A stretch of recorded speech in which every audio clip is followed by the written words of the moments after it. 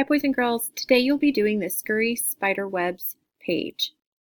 What you do is you look below the web and you will see a list of bold numbers. You must place each number in one of the circles around and in the middle of the web. You can only use each number one time, so I cannot put a 4 here and a 4 here. I use the numbers 0 through 4, 0, 1, 2, 3, and 4. Now you place them by figuring out what numbers you can add together to get the number that's already written in the web. So here I needed to get 6.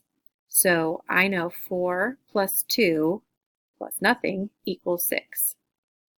On this side I needed a 7. I already had a 2 and a 4 from this portion, so if I already have 6, one more gives me the answer of 7.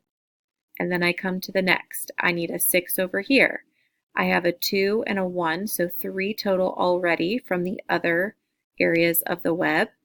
So 3 plus 3 more gives me 6, which means that the 0, 2, and 3 for here are already placed and should equal 5.